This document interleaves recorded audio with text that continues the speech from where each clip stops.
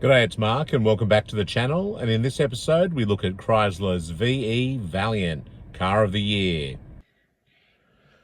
The VE Valiant was produced from October 1967 to February 1969, and it was assembled at Tonsley Park in South Australia.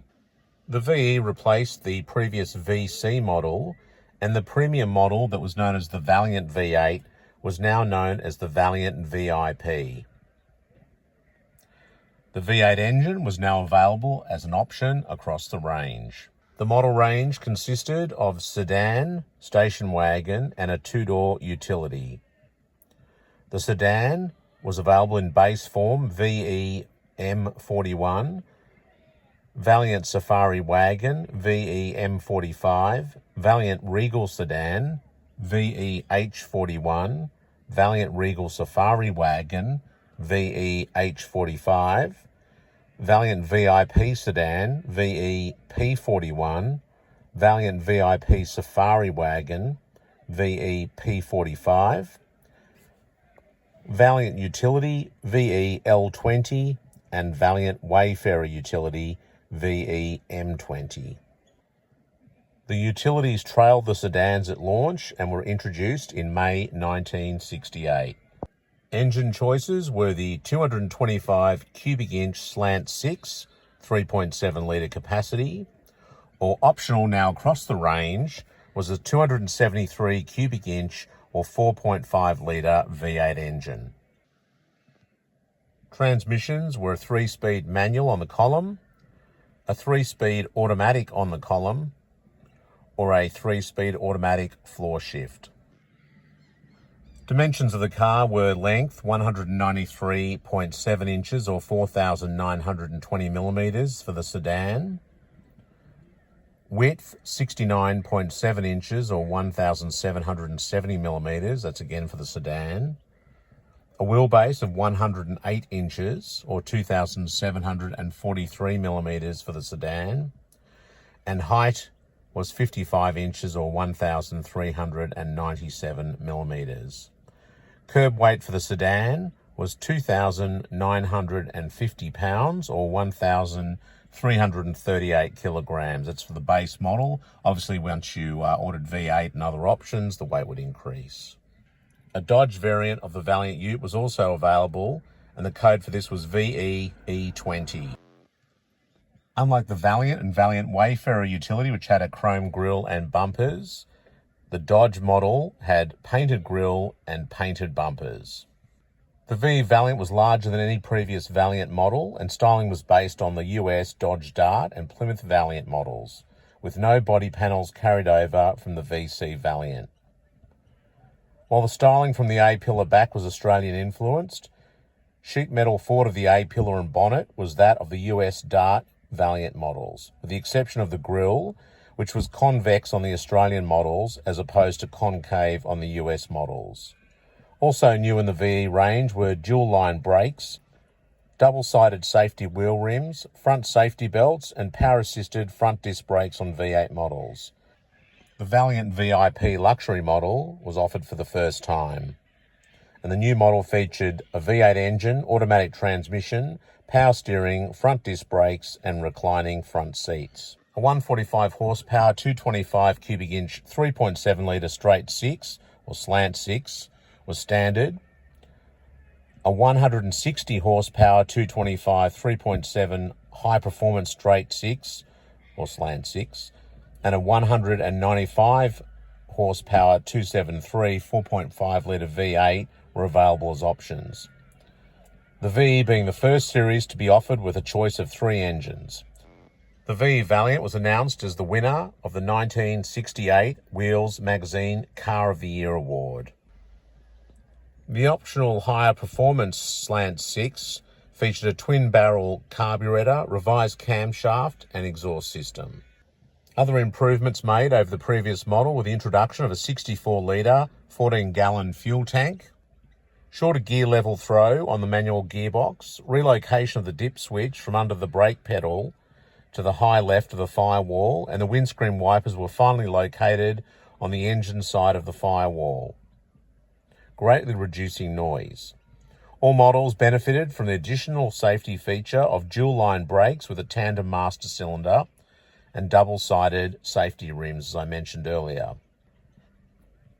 The Valiant VIP did struggle up against the Ford Fairlane because it didn't offer as much differentiation, but it still provided a more distinctive model to set itself aside from the previous Regal or Valiant V8 models.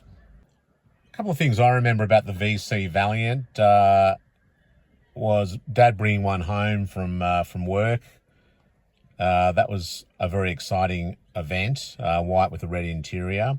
But the other thing I really remember was being in primary school, walking home from school in Sylvania, and hearing this whistling noise. And I'd turn around, and inevitably that would be a V Valiant driving past. I don't know whether it was the mirrors or the hubcaps, but they used to make this sort of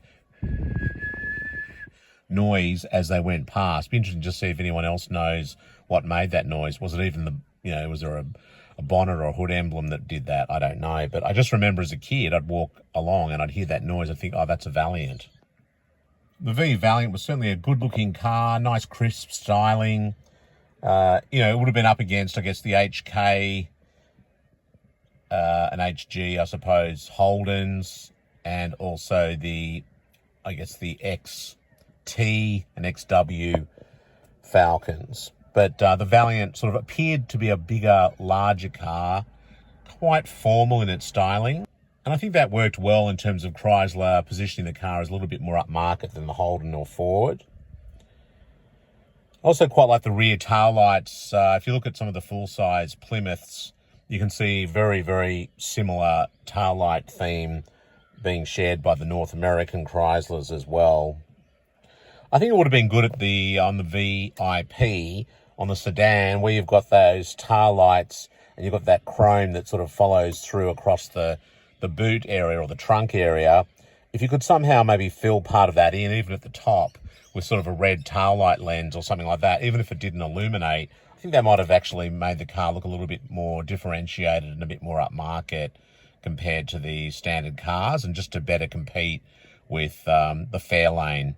Having said that, the Brougham of the time also was not overly differentiated, and that also hurt it in terms of its sales versus the Fairlane.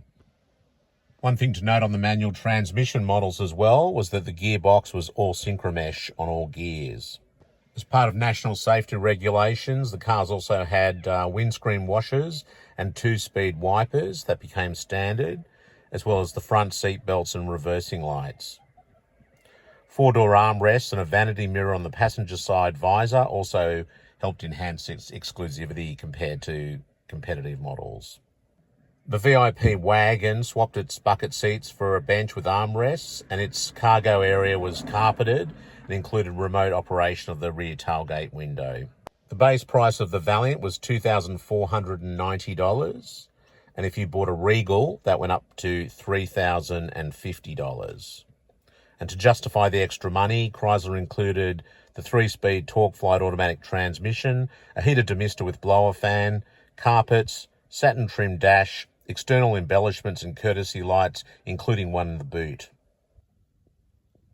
Wheels magazine gave the V Valiant its Car of the Year award. The staff had been granted unprecedented access to the model while it was under secret development, and in return they resisted the temptation to scoop the model in its magazines. The magazine editorial team loved the new shape of the car, and they also liked Chrysler's decision to fit the V8s with disc brakes, bigger wheels, and high-speed nylon cord tyres. They also liked things like the electric windscreen washers and the security of an internal bonnet release. One of the comments was, Chrysler has converted a stodgy, awkward handler into a responsive, good-riding car that nobody can claim as a sports car, but which exceeds the ride and handling standards expected of current compacts.